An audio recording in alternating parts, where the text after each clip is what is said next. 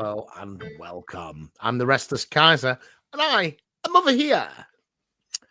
I'm Andy from the Friends of General Haig, and I'm down here. And I'm Kelly from the Friends of General Haig, and I'm up here as I'm here. Yeah.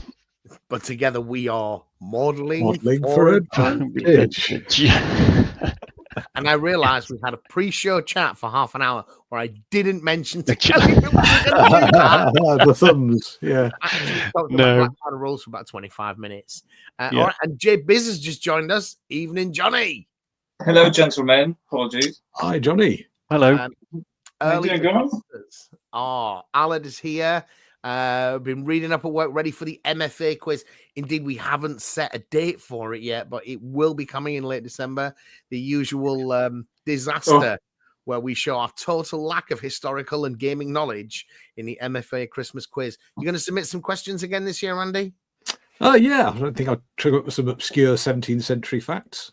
Right. Well, you do love a buff coat. We all know that. Oh, yes. Yeah, right. And it seems that you're here in the chat as well. Yes. Yeah. Barrett painting. Some Dark Age Welsh tonight between bouts of pain. Oh, my days. Mate, I feel for you.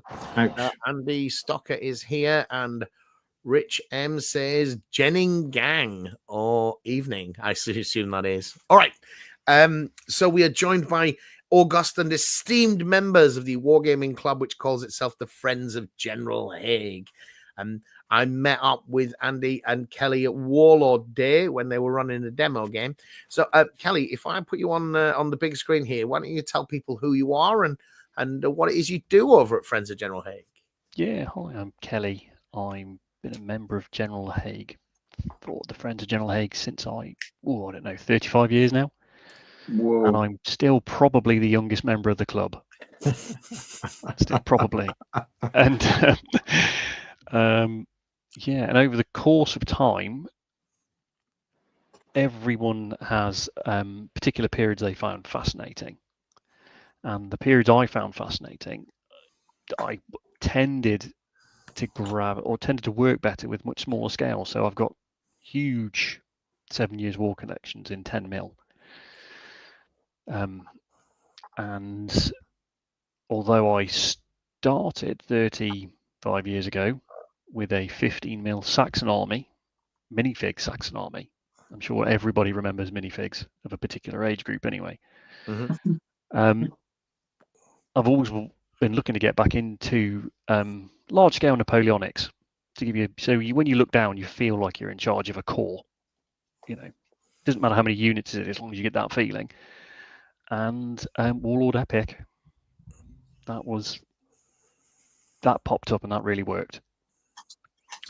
Nice. So, yeah. And ably wingman by friend of the show, Andy from Friends of General Haig. So I'm Andy from the Friends of General Haig, and so I'm not even one of the oldest people in the club. So there's some real Methuselahs in the club, but. So I love Napoleonic wargaming as well as 17th century is my real bag, but Napoleonics is great too. And so it was great at the Warlord Open Day. We took Kelly's fabulous epic armies along, and with some of the other club members, Jerry and Pete, and some of the terrain that Jerry and Kelly had put together, we put on this Gross Beeren game, which was really good. And I was actually quite fun. I'm a huge fan of 28 mil, just because I like 28 mil figures. But I must admit that the epic Napoleonics do look great. And as Kelly says, you can have that feeling of a corps. You're commanding a corps, that big mass of troops. And I think that's when everybody came round and looked at the game. I'm sure we'll get onto that. But that's one of the things that everybody said. It's like, really looks like a battle. Whereas it would have to be a much bigger table to do to get the same effect, I think, in 28. But I do still like 28 mil figures. Of course. And you paint them beautifully. All right. And John, are you painting tonight? What you got on the bench? You know me, I've got all of the random things on the bench, but I might paint up a random Roman dude to go in the ship market if we ever get back to doing some. So yeah. going to do a bit of that and try and learn some things from you wonderful people with all the knowledge about Gross Bean or whatever it's called. Gross Bean, the giant, the great bean. Is the great bean. Yeah. Massive, big beard. Yeah. All right. Yeah. Or for anyone that doesn't know, by the way, reference to the shit market was in SPQR. Yeah. When we do the kind of campaign stuff that happens at the end of the battles, John put out what he called a market, and I was like, "This is a really shit market. Terrible. This is about Terrible. 4 figures and some apples on a table or something." And it became the shit market. But it made me happy. It made me happy. So thank you for that. Absolutely. It's amazing how these names always stick amongst wargamers, isn't it? Yeah, absolutely. Absolutely. Always stick. So Kelly, I guess we're over to you. So the Warlord Open Day, we saw you had this display game of this Napoleonic battle, which is 1813, 1814. Yeah, 1813. So do you want to just grognard wargamers who played with glossy 15 mils in storied ranks 20, 30 years ago, obviously know everything days. Wars. I think you need to start glossing again. I do like a gloss varnish. Sheen of an army. Just can you just before we get to the battle itself, can you set the scene for maybe people less familiar with Napoleon's campaign? How have we ended up fighting in? Presumably, this is in Prussia or somewhere east of Berlin. It is. Yeah. Tell us the story, please. So, after the rather poor winter holiday that the French and their allies had in Russia in 1812, and the horrific losses that actually both sides suffered. The Russians lost horrendous numbers of men. Because funnily enough, it wasn't any warmer for them in the freezing cold. Napoleon did what Napoleon did actually, and it was almost like he had a lot of his old energy back and reconstituted the army to meet the Russians and what he thought was what was initially the Russians and the Austrians in the field at the beginning of 1813, and did quite a good job of it, reasonably good job, but couldn't defeat them.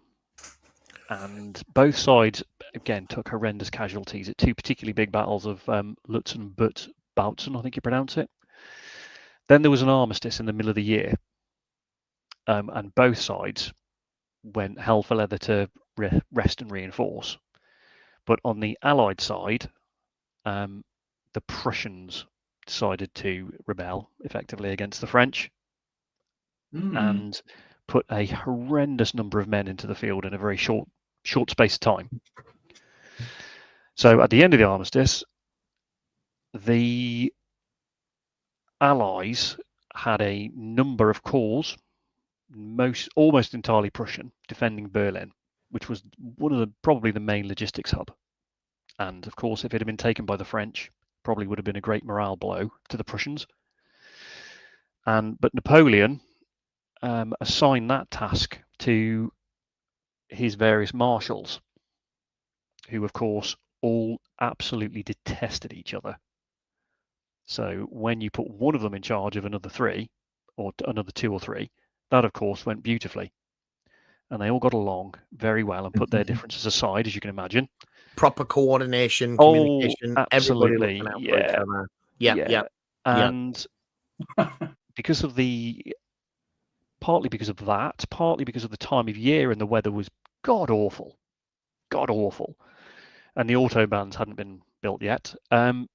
Getting around Germany was rather difficult when everything had just turned into mush. So not unlike today in Europe, the further east you go, the less developed it all is, right? And Berlin is like, we think of it as the capital of Germany, but it is very east in Europe. It is. And it's a long way from Paris. It is a lot. Oh, good Lord. If I may, Kelly, I think for some people we might need a little bit more context about because you talked about the Allies and so forth. So if I may, in 1812, Napoleon invaded Russia.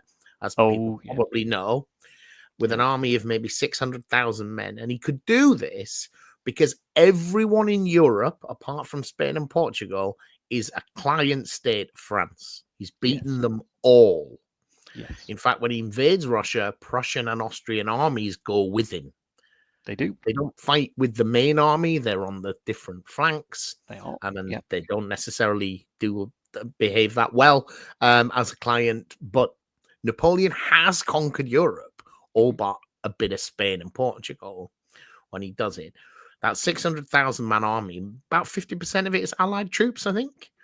Probably a bit more. About 10% of it makes it out alive in fighting condition. And he's rebuilt an army there.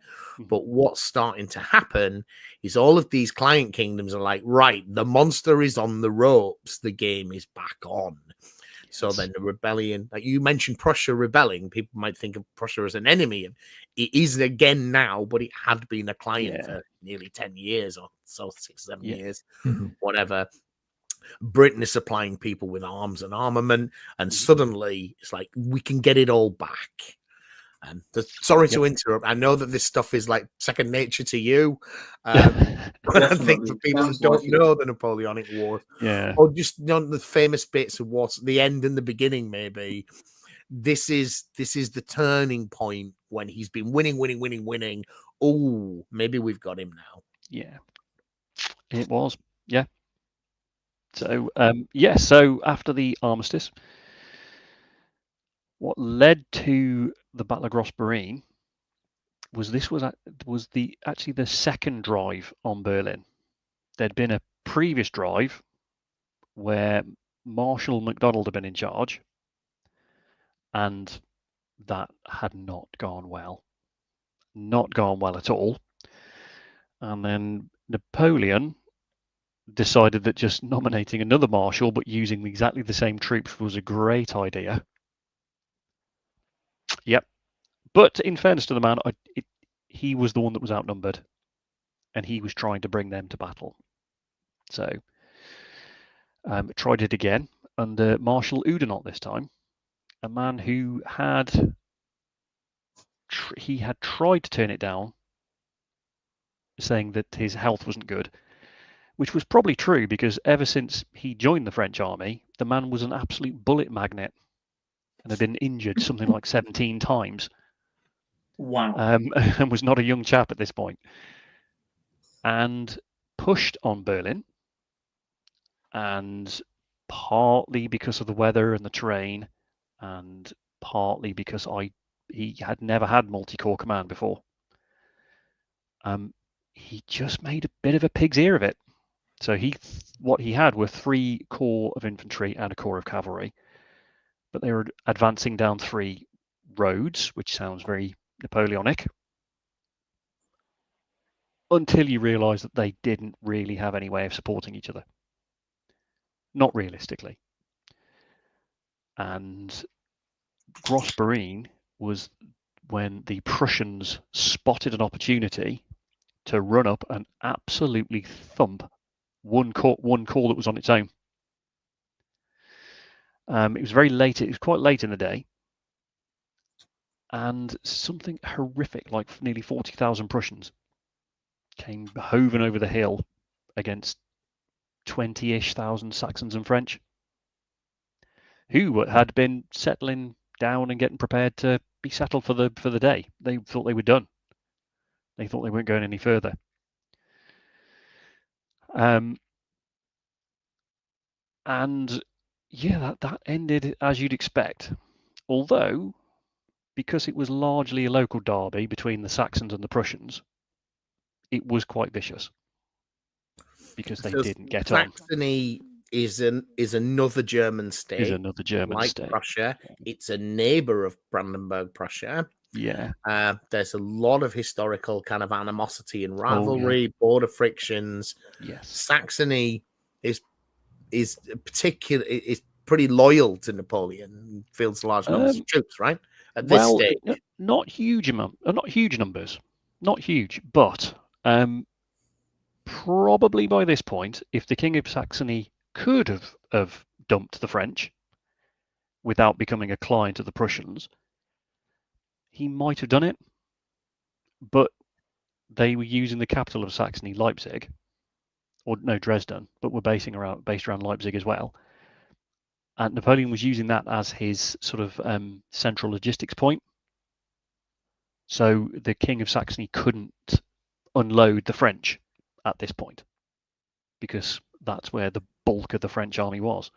Right. And all the replacements and reinforcements and command and control. It was all slowly coming through there.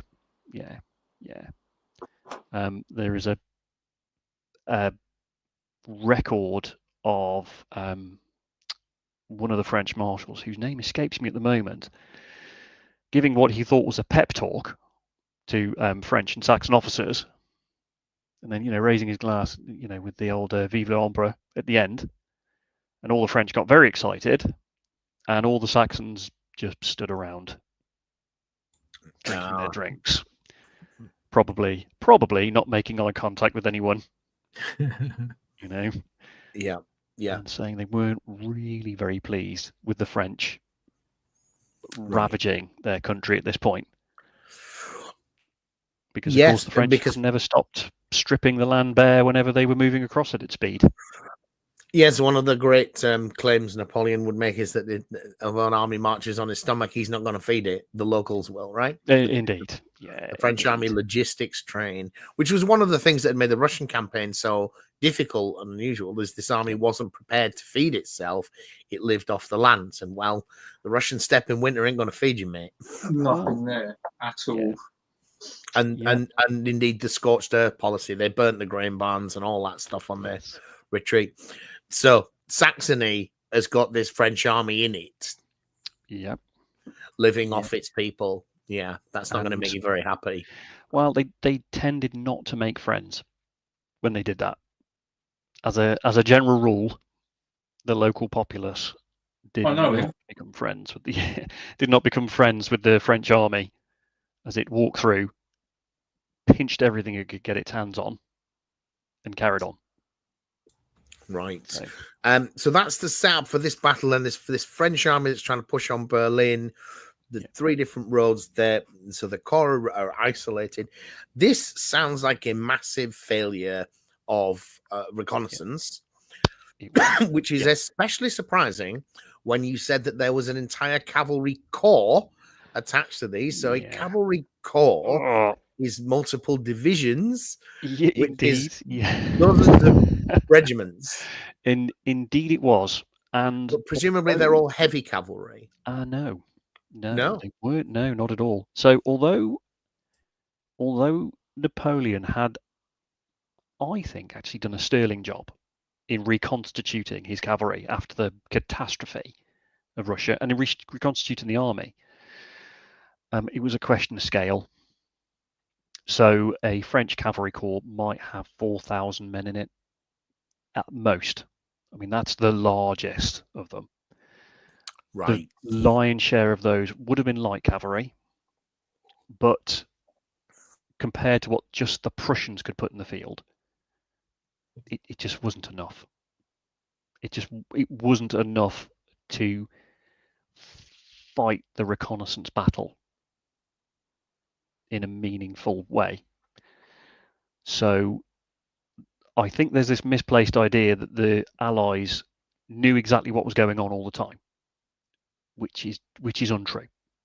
Of course, this is a Napoleonic campaign. There must have been hundreds of reports a week coming in from all over the place, and they had to sift through them. But it was just a matter of scale. They couldn't. They were just far more Allied cavalry. So to give you some sense of scale, a Prussian corps was probably had double the number of infantry that a French corps did. It was huge by comparison. But just their attached cavalry, which they had per corps, probably numbered the same as a French cavalry corps. So they probably outnumbered, just the Prussians outnumbered the total French cavalry. So, And they're on home turf and all those kind of advantages, interior lines. Yeah, at this point, the Prussians were. It's safe to say that the Prussians were very motivated. They called this the War of Liberation. Yes. So they were really up for it. Yeah, and it's worth sort of taking a moment to again, for people that are not familiar, Napoleon's defeat of Prussia was a great shock to everyone involved. Yes. These were the grandchildren of Frederick the Great. These were the Yes. greatest army in Europe within living memory. Was deeply humiliated to not just be beaten in the field, but to become a client of an upstart Frenchman. Yeah, was a deep humiliation. Like you said, they called it a war of liberation, and probably more than most other. Being conquered is never great, but for the Prussians, it was like our grandfathers were the rulers of Europe, the masters of battle. And I think it remains a great stain on Germany's military history. So much so that they kind of glorify the people who put together the secret army, the Krumper system. Horst and Gneisenauer are great heroes because it's the only good story for them militarily in this very dark period, right? Because in 1806, when the Prussian army was defeated, I think what really hit the Prussians is not that they were defeated in a battle, is that they were so comprehensively defeated and their army routed. That's harsh. Yeah, and I think you're right. I think that hit their pride, the national pride,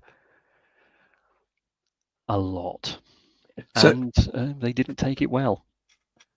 So this battle in 1813 is like it's a trial of Prussia's new army, isn't it? So it's had to totally rethought how it's going to form its army. So it's sort of thrown away all the 7 Years' War, Frederick the Great stuff, hasn't it? And it's got this sort of Landwehr and reserve system.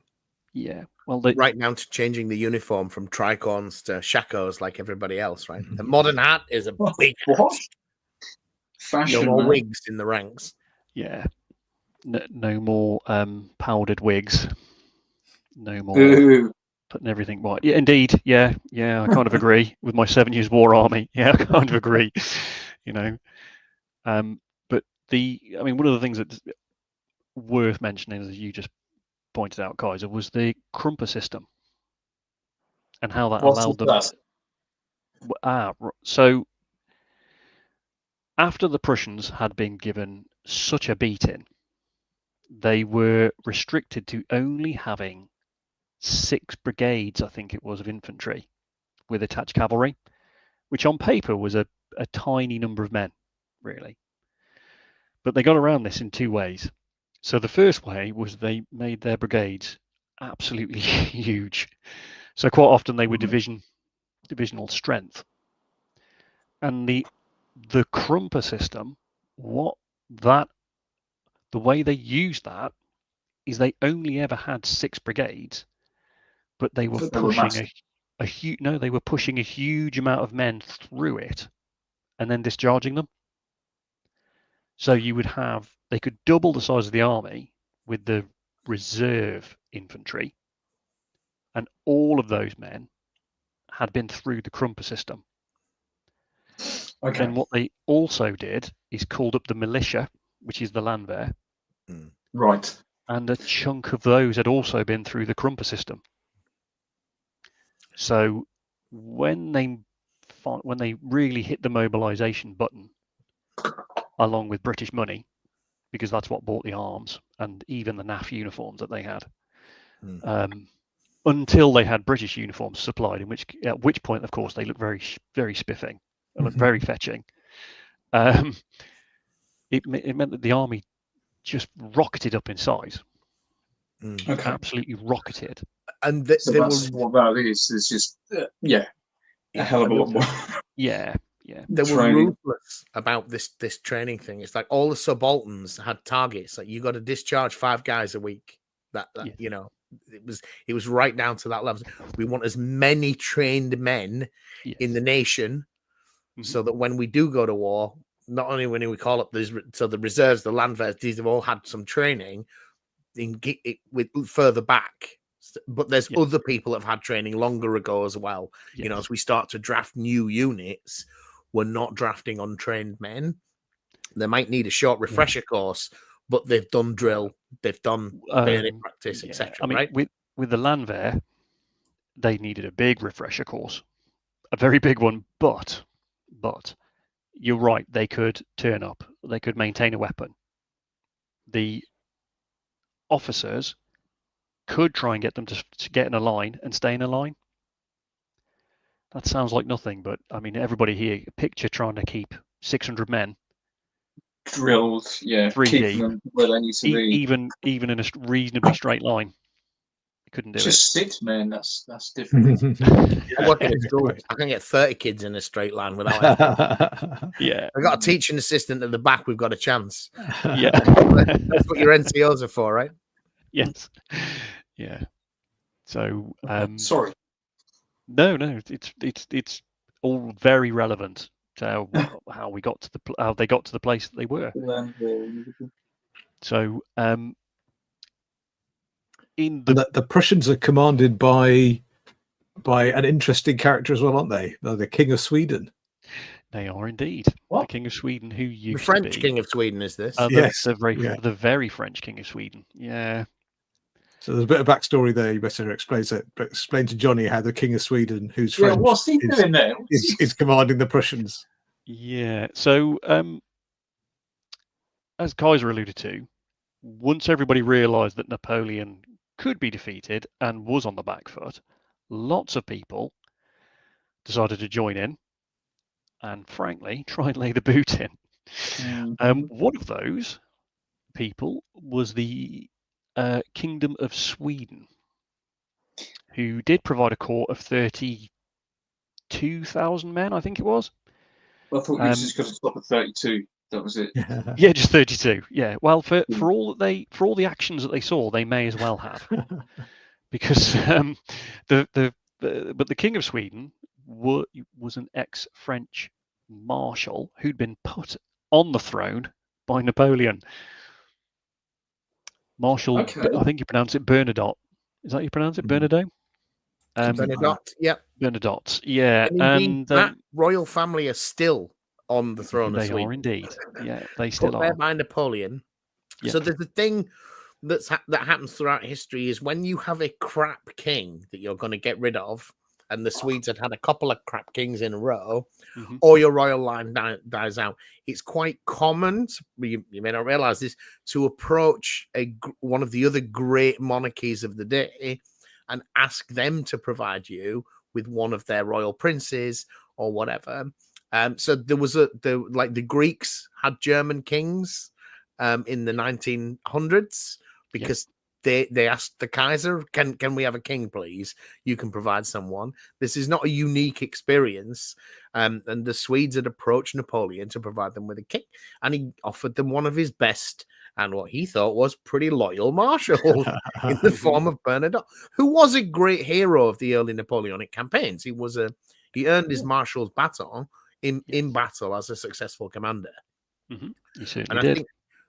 And therefore he knows Napoleon. He knows how Napoleon works, what his strengths and weaknesses are, and he can train and fight with men in the modern style, knowing what to do. Right.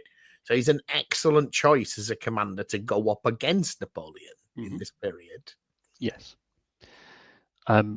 Yes, he was, yes. And although he seemed determined to think of himself as very much the strategic thinker.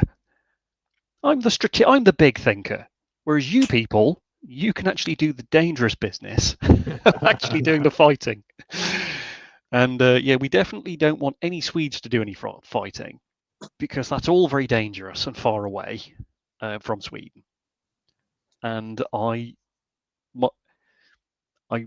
have read that Bernadotte probably realised that the alliance was only glued together by one thing, and that was beating Napoleon. Right. And if you're the King of Sweden, once Napoleon's gone, your main local competitors are your erstwhile friends, the Russians and the Prussians. And the Prussians, yeah. Yeah. So he probably saw that and was probably quite happy to let the Prussians and the Russians and the Austrians do all the fighting. Because the Swedes, at most, seemed to turn up at the end of a battle going, oh, it all looks very dangerous. Oh, I'm just glad we got here finally. I'm glad. That's what I'd do, but I'd make sure I'm out of breath so it looks like I've made an effort. Yeah. They did seem to do that as well. I think it's also important to say, and I agree with everything you just said about Bernadotte in particular, but I think he was like Schwarzenberg of the view that we fight everybody but Napoleon, and that's how we're going to win a war. Napoleon is going to beat us because he's really clever at this stuff, and he's going to beat us. And maybe he is worth another corps, maybe he's worth another 50,000 men. But if we fight Napoleon directly head on, we're probably going to lose. So we fight everybody else, and we outflank him, and we march on Paris because he can't be everywhere all at once. That was the infamous. I think it was Trachtenberg plan. That was the plan. That's the plan, and it's going to work. Yeah.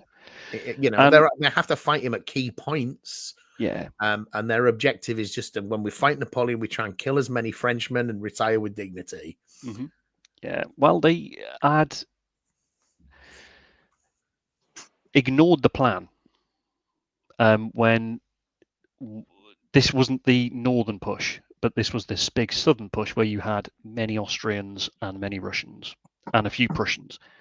And the man in charge of the army actually had 3 monarchs there at Dresden, where the normally timid King of Prussia, who'd learned to be quite timid because his army, of course, had been absolutely slap silly by the French, convinced everybody to stand and fight Napoleon at Dresden.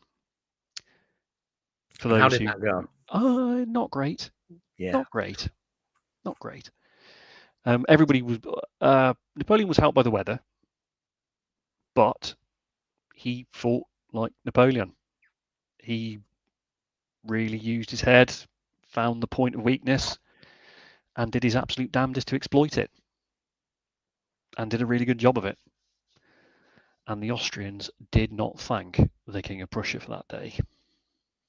They got a large number of them got pinned up against a river, or a flooded. It was described as a flooded brook, but they couldn't get across it, and they just got pinned up against a river and had a very, very bad day of it.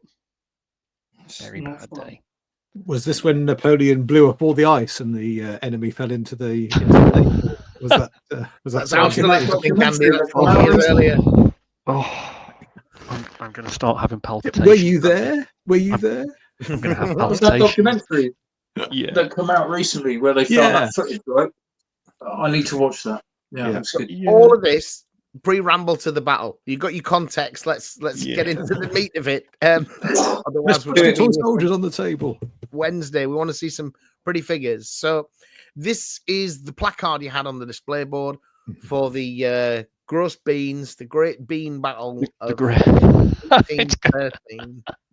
It's going to be the Great Bean Battle from here on in.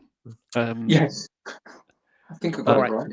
Talk us through the order of battle and then show us the pretty pictures and what happened versus what happened in your game.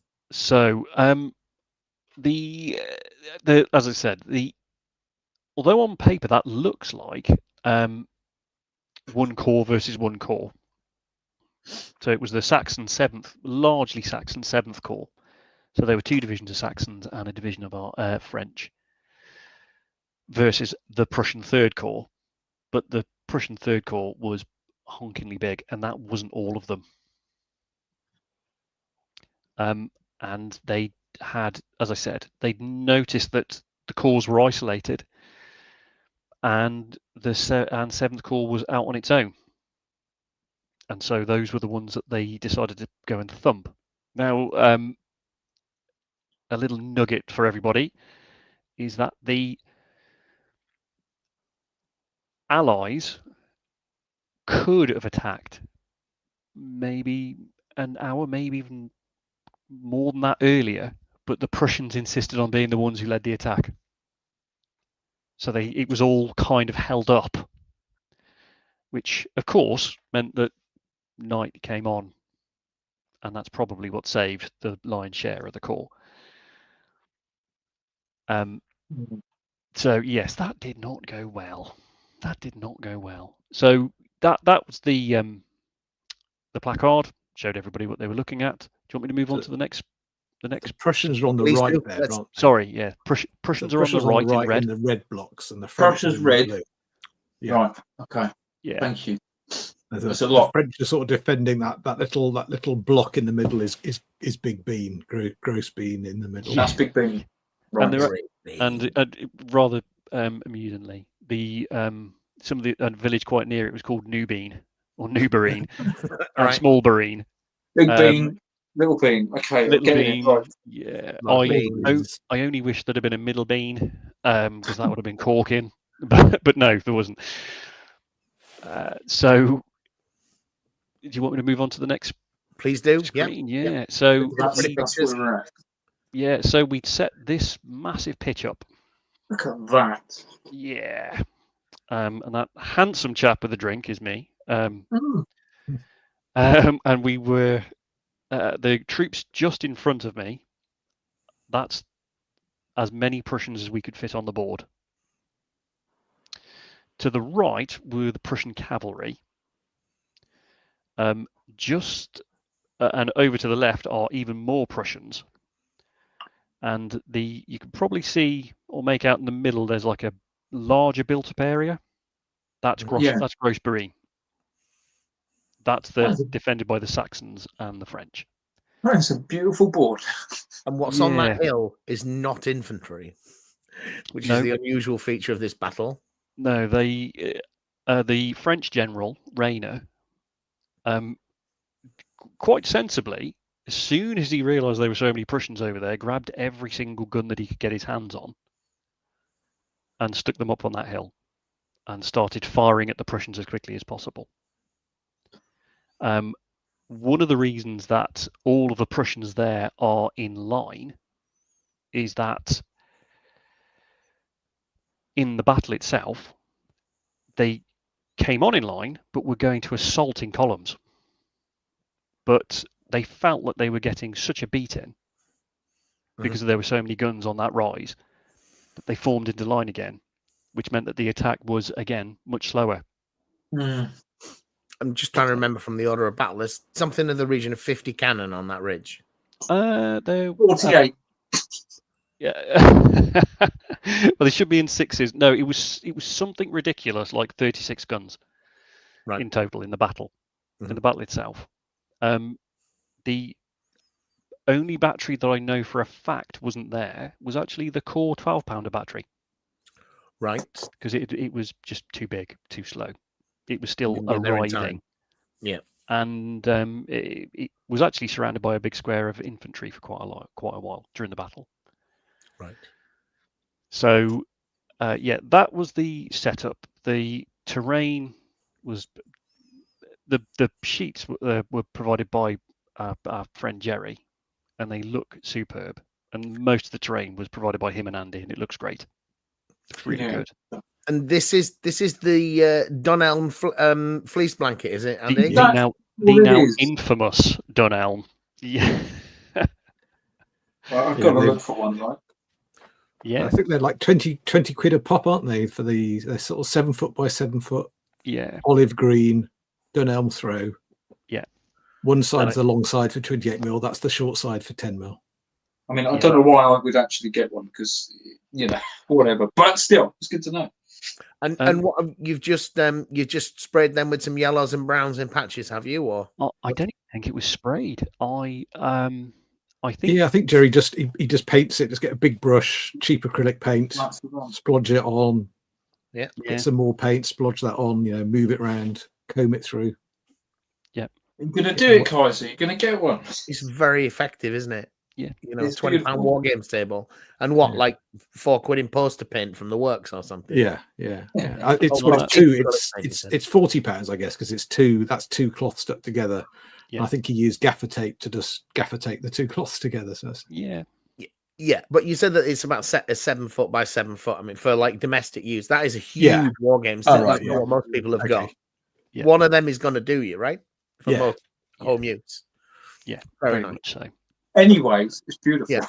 So that's that's in the marquee on Warlord Day, which when I came over. This is the beginning of the battle here, like you said. So shall we have a look through the pictures then and see how the battle progresses? So that's a shot from the side. So it gives you a better idea about what's going on from both sides. I don't know if people can see, but there are skirmish stands. In game, they were more like terrain. They were put on at places that looked appropriate and looked good. Mm-hmm. But in our normal games, we actually occasionally do use skirmishes, don't we, Andy? Occasionally. When you've got a very big game, it can become a bit fiddly to start working out. Oh, here's this stand here is going to throw one dice, and it's like, oh no, it's not right. Let's just ignore the skirmishes. Yeah. But the French do have voltigeur battalions, though, don't they? They do have 500-man units that are skirmishers. Yeah, but by this period, 1813, both sides have got loads of skirmishers, so they pretty much cancel each other out. And it's it's how much time do you want to spend, or do you want to get into the battalions colliding, sort of thing. So if you don't think it's going to make that much difference, you can ignore. We tend to just have the skirmishes out, but ignore them. As Kelly said, Kelly says we'll have them out so they look nice. But because both sides will be preceded by thick lines of skirmishers, right? Yeah. On both sides, there'll be hundreds of men in that intervening space. Yeah, having a bit of a ding dong. Yeah, contesting the ground. Yeah. So that's the initial setup still. Mm-hmm. So on the far right hand side, there are 2 units of French cavalry there. They'll be reinforcements from the 4th Cavalry Division. Mm-hmm. They were the only French that made any meaningful effort to go to the aid of the sound of the guns in the actual battle. In the battle, right. Yeah. Not in your neither the other 2 corps or even the rest of the French cavalry corps really made any effort. Right. To go to the sound of the guns. Again, I'm not entirely sure all the French marshals got on perhaps as well as we'd all like them to. I'll go on to the next page. So again, same thing, but just it gives you a proper shot of what the unit looks like in column. Yeah, so this is from the French side. So this is the French side. This is the French trying to sort themselves out with the Prussians pouring towards them. Yeah, well, I'm really good at manoeuvring. Really not. I don't know if you can zoom in, Kelly, but what people might not appreciate, because you mentioned this is Warlord Epic Plastic, but you are a crazy man and you didn't like the fact that they're like 10 men in a line. So you've actually rebased and cut all of these strips just to make a colossal amount of work out of an already.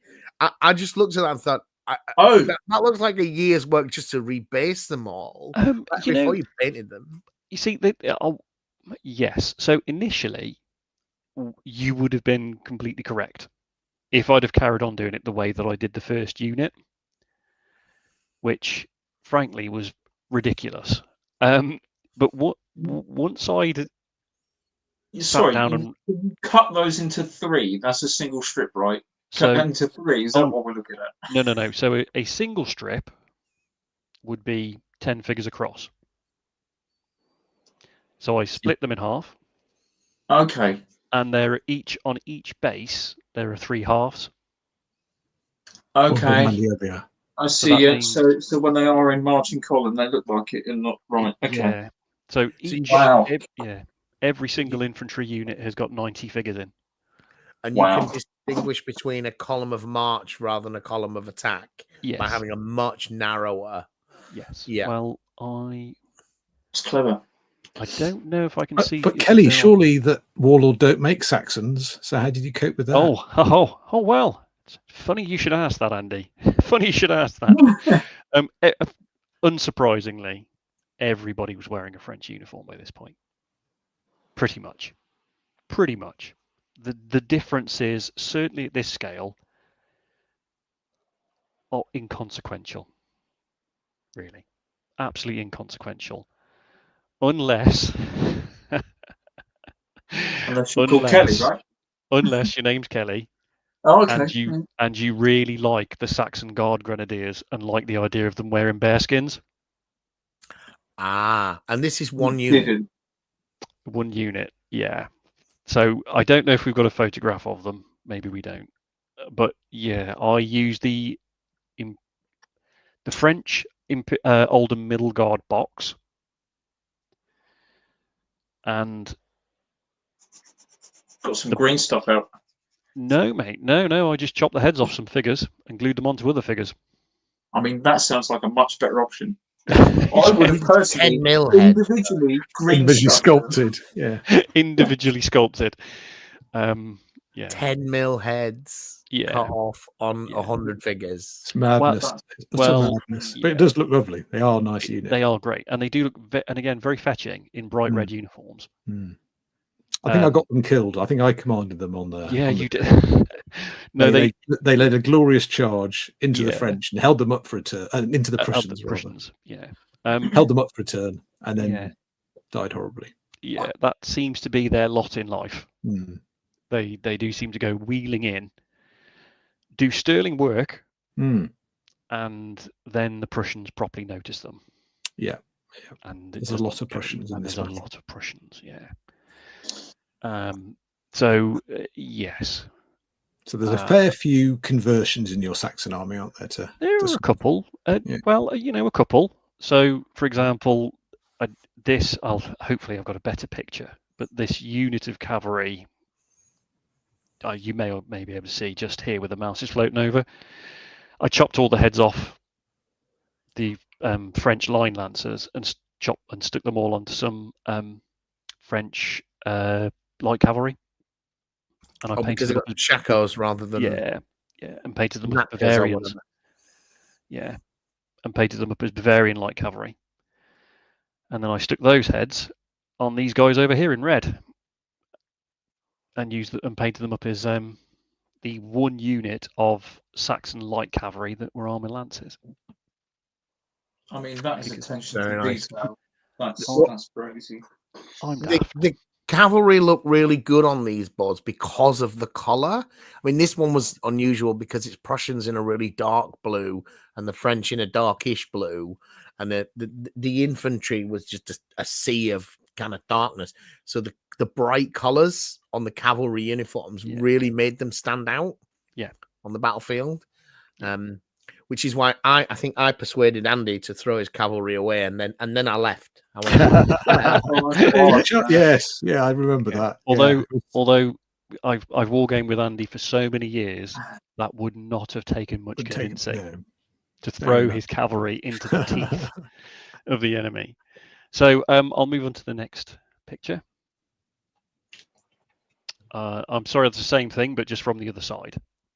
But you can look at some of the amazing terrain. So it's the Prussian left wing, isn't it? So it's the Prussian left wing down on our right here. This is the Prussian left wing who have got nothing against them. They're just going to sweep round and roll up the French. They wanted to do that, and then they realised that there were plenty of marshes and all sorts of. And they're playing black powder, so they roll dice and don't do anything. It was one or two of those, yes. Yeah. In any game of black powder, traditionally, you have at least one formation that does not move. No one knows why it works that way, but it seems to be that way. Well, you mean at all, ever? It just sits there? Yes, almost every game, there will be one formation that will not move. And as in the real battle, this poor little unit here of Saxon grenadiers really were on their own, the wrong side of the stream, when all those Prussians hove into view, and Oops. unsurprisingly thought that discretion was the better part of valor, and ran straight back over that stream. Now, being Prussian grenadiers, they actually in the battle they did Saxon grenadiers. Yes, they did get over the stream, and then defend the village. And Saxon grenadiers tended to be quite good, but that was almost entirely down to the fact that they were creaming the best men from the regiment they were assigned to. So that was why. Now, if I'm lucky, we'll actually get onto some action. Oh yeah, there's still. Oh, what happened, man? Come on, what happened? Oh no, but there's the shot of all that artillery on a hill. Yes, that's the beginnings of the artillery on the hill. Boom. That started pasting the Prussians as they came on. Saxon artillery stands out a little bit from everyone else's because it was painted like a really dark, almost black. But a lot of the furnishings could be painted a bright yellow, which in this scale you can't see. But I'll move on and hopefully we'll get to see some. Here we go. So this is where the Saxons had moved up. The Prussians, had moved up and started to attack the hill. And I believe this is where Andy was talking about the Saxon Guard Grenadiers had started to counterattack. I am counterattacking. We are I am attacking. I'm counterattacking. Yeah, and they actually did sterling work. Yeah. And then died. You got your columns there. It's like you got it all right there, Andy. You did what you're supposed to do. Columns going into Prussian lines and gave them what for. Yeah. Unfortunately, then the rest of the Prussians. But then the rest of the Prussians turned up. Yeah. Turned up and because you only had like a single brigade, about 4 battalions behind that hill, and the rest of the army is much further away. Yeah. Yes. Although, as in the real battle, the Saxons did quite a good job of doing their best to punch the Prussians. But I'm also seeing the consequences of my rash encouragement that Andy should engage with the cavalry on the left, because in the top right here, there's a unit in square. The cavalry actually didn't go very well. Yeah. All my cavalry are dead now. Yeah. All my infantry are having to form into square because the Prussian cavalry are running amok. Yes, exactly. Indeed. At the moment when the Prussian infantry are getting in there. Yeah, it wasn't the best advice ever. I just wanted to see you roll some dice. No, and it was still fun. It was still a very much fun game. It was great. Let's move on to the next. I believe this is where the French division decided to get very excited and attack across the stream that we were talking about a little while ago. French are furthest away from us here, aren't they? There, so this is the Prussian lines are sweeping round, going to sweep round and roll up the Saxons, and the Prussian. A French formation is coming out to. So what I might do is just if I go back 1 or 2 pictures. Oh no, where am I going?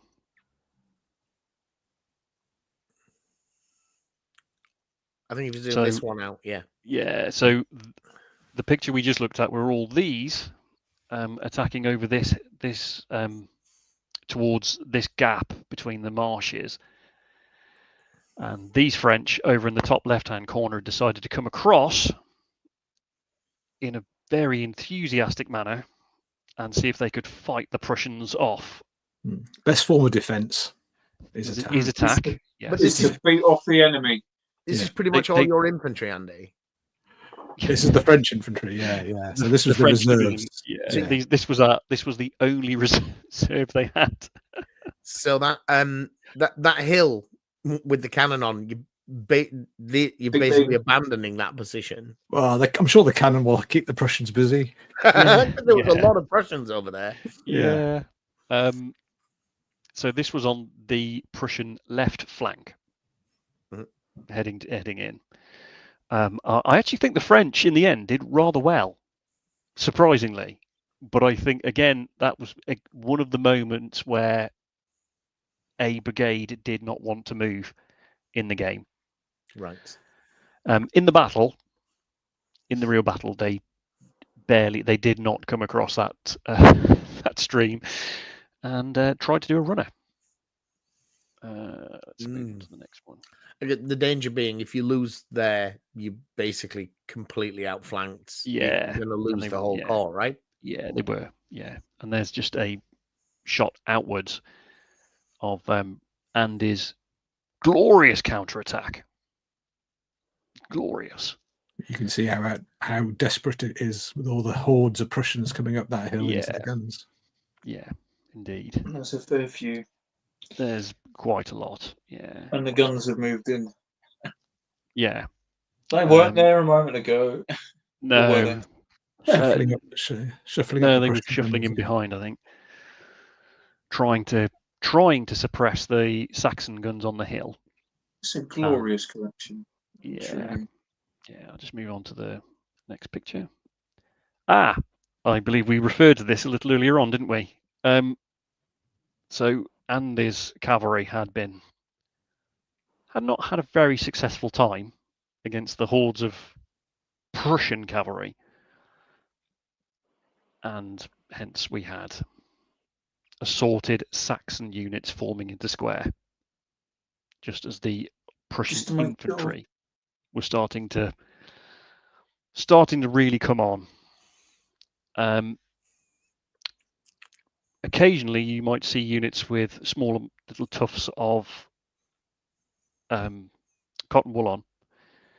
We use that as an easy representation to see which units have been disordered.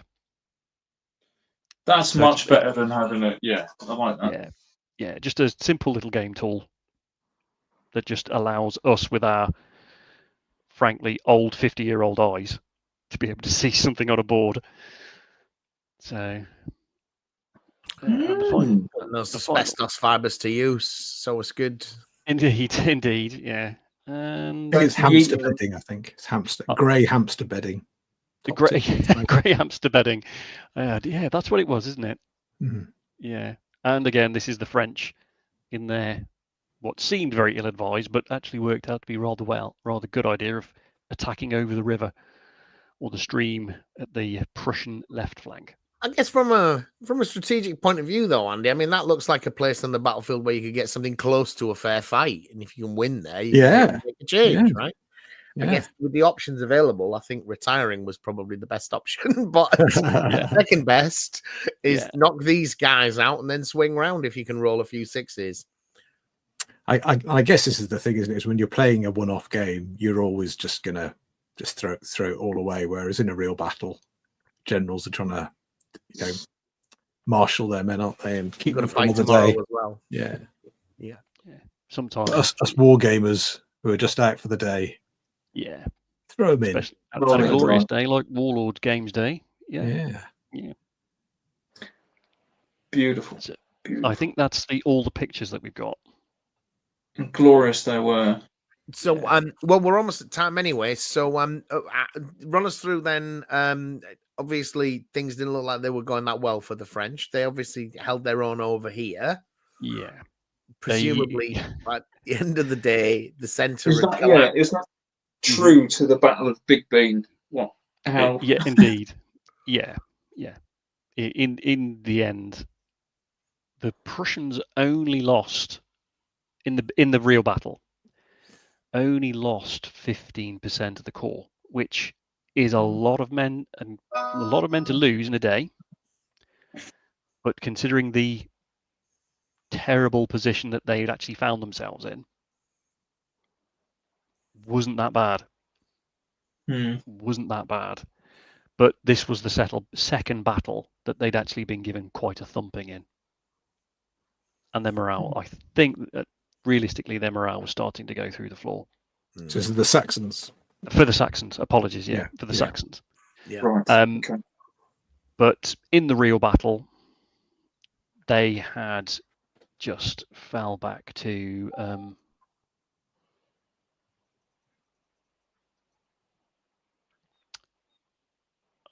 take it out a little bit. So this is probably the best view, is that they really just did a runner down these two big roads.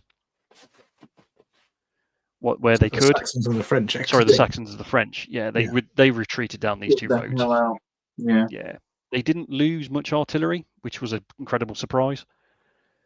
And I think what really saved their bacon, like I said, it was the French light cavalry I think they were the 4th light French cavalry division, because they really put the Prussians. They give them just a shock and put them on the back foot for enough time. Hold them off, sort of thing. To hold them off, and then for darkness to properly fall. I mean, if you can get that front line to form into square or just become hesitant to come forward, then it doesn't matter how many men they've got. Yeah. That's going to buy you the time to get your wagons moving and all that, right? Yes, indeed. And there wasn't a lot of daylight left, I seem to remember you saying, in this battle. No, it was actually the battle started quite late in the day. I can't remember exactly what time. Why would they do that? I don't understand. You know, why? Doesn't matter. It happened. But it's a fair question, though, John, because I think we talked about when Wooly and I reviewed the American airborne stuff from the Flames of War sets, and we're talking like, why doesn't Gavin get moving immediately? You know, what's the hold up here? Time is precious, and I think just in the moment, these people, I guess, they're ultimately people. And when important decisions are to be made in low information environments, it's not easy to make the right decision immediately, even if they kind of instinctively know what it is. And there's a lot of just competing priorities. I mean, I suppose it worked for the Prussians overall. They still won the battle and pushed them all back, right? But yeah. I mean, on tactically they won the battle. And on a strategic level, they successfully stopped that push on Berlin. So, for the Prussians, it was a win. Not there isn't any way around it, really. And strategically for morale, they needed some wins, right? Because they'd had a few hammerings in the early 1813 campaign. Yeah. I mean, this coalition had asked for an armistice only a few months ago, and despite Napoleon losing 500,000 men in Russia, he's still beating them. Yes, you know, so they needed this, and I think from the strategic perspective for the Allies, find yourself a small battle, win it comfortably, don't take risks. We need that. We need to show we can beat the French. Yes, build it up from there. And build it up from there. So putting the Prussians in the vanguard, although strategically they could have won big, right? They could have rolled up this corps, they'd have attacked earlier, but they didn't want to. Maybe that wasn't so important of all of the things that they could do. Yeah, from what I know, I don't think the Prussians had thought about getting a win. I actually think for the Prussians, it was just about sticking it to the French. Right. For them. For the other people in the coalition, I think that was important. I think it was really important. But for the Prussians at this point, you know, they really just wanted to stick it to the French. Yeah. They really wanted to thump them as hard as they could. You know, what's my favorite, the one you always tell me, Andy, my favorite quote from Waterloo. Oh yes, no pity. I'll shoot any man I see with pity in his eyes. Yeah, from Blucher. Yeah, that was Blucher. Yeah, because it's very much the way he felt about the French. Full stop. Yes, marshal forwards. Exactly what the Prussians needed, though, right? Yeah, we just need to kill Frenchmen all day long. Field Marshal Blucher, serial womanizer, alcoholic, but top class general. Yeah. Sometimes our heroes are flawed, right? Yeah. The Prussian general here, Bülow, is actually, so he's one of the Prussian corps commanders at Waterloo as well. So you know, he's still 2 years later, he's still stuffing it to the French. Yeah, Bülow, good man. And I think what Blucher although being in charge of the Prussian army, had were subordinates who could actually soldier. Right. And they could. I don't believe any of them were exceptional generals, but they were all actually very Prussian. If that, the idea of Prussian, just very, very efficient, very professional. Professional, yeah. So they didn't often make daft mistakes. Wow. So let's not have Johnny B fielding a corps. Then that's a bad. Well, stealing a march on a French corps in 1813 is still something, right? That's not getting to actually have this battle when the French are not ready for it. That's not something that many people can do. No. The French were not deployed for battle, and this is a third of a much larger force, which they definitely couldn't win against, right? Yeah. I don't know if they couldn't have won against, but this force couldn't have done. They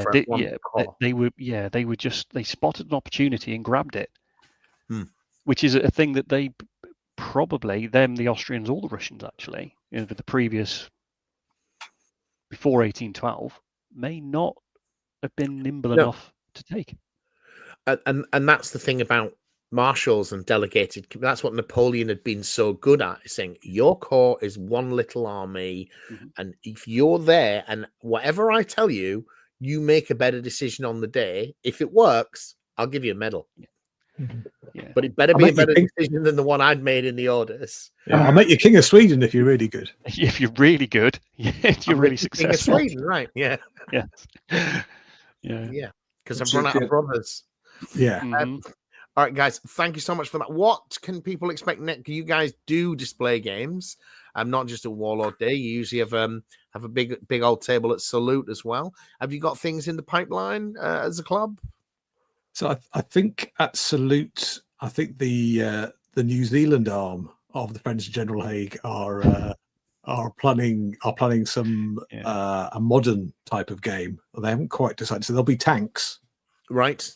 And it will probably be something like Iran-Iraq war or something like that, maybe. Or I think we did Gulf something War. similar last year or the year before. You have a big game with hundreds of tanks. Yeah. Right. Yeah. Right. You don't play Black Powder with tanks, though, I assume. Is it homebrew or is it a set? I think Spectre Ops or something. We do tend to just fall into Black Powder for everything, because that's pretty much the only rule system we can remember. Right. Well, even for tanks. It's the only thing I can remember. Yeah. I think for tanks, the Southern Hemisphere arm of our club, I think they've got a set of rules like the original Blitzkrieg Commander, right, and then really cranked back on any complexity at all. Because that is quite a complicated game. It was fine until I wanted to fire artillery, and then I threw the rule book across the roof, I think. Kelly's the only person who understands how close assault of armoured vehicles works with infantry. And we often have, if he's not at club, we have to ring him up. And I'm really good at it. By the way. Thanks are always a good thing, says Michael Wayne. We must thank the viewers that have come by tonight. Michael Wayne's a good one as well. He's got a lot of painting going on at the moment. So anyway, sorry. It's all good. All right. So where did you get to with your painting, John? Oh yeah, I was the only one doing okay. This Andy Hop Day dude with a wonky head is pretty much done now for the food market. The Gangs of Rome Plastic Citizens, or is that a resin model? This was an old metal one that you got, but for some reason I've forgotten this one. I've done the rest of them, but I just noticed he was on there. I think it's because he's got a bit of a wonky head, a slight miscut. It's not that bad. It's a lovely model. A wonky head, but a little bit. Kelly's got some spare 10mm heads, Johnny. If you, I mean, why not? I'm sure it will work. Got a couple, got a couple. All right. It was a real pleasure having you guys on here. We are, if you've not seen, I've done some YouTube shorts of. You're doing the calendar, aren't you? Yeah. Advent calendars, so the Barroom Brawl and the. This actually looks like an interesting little game. I'm going to play it with the kids at school. and wherever the science fiction one is. Those are coming out as shorts. We have reviewed the new Bolt Action starter set. I'm hoping to get that video done this weekend. If you've got kids that you want to get into gaming, it looks like it from the read through I've done. It's for total beginners. It's like, you know, people maybe never done wargaming at all. Right down to having a cardboard standee half track, which I thought was a cute inclusion because it mixes up the game for an extra 20 pence on the set cost. That was an interesting idea. Yeah, and we will be setting a date for our Christmas quiz. And of course, viewers are always welcome to submit questions. You can email us on modelingforadvantage@gmail.com, or there's a contact us thing on the website, modelingforadvantage.co.uk, and that just generates an email to the same address. But please, the questions need to be multiple choice, ideally like A, B, C, D, so it follows the same format. If you've got a whole round, that's great. You just got one question. That's please also fill them in because my head's gone. So please send your questions in. Gaming, history, war movies, you know, that kind of stuff. Thank you for watching, everyone. Bye-bye. Cheers, Bye. Right. Cheers.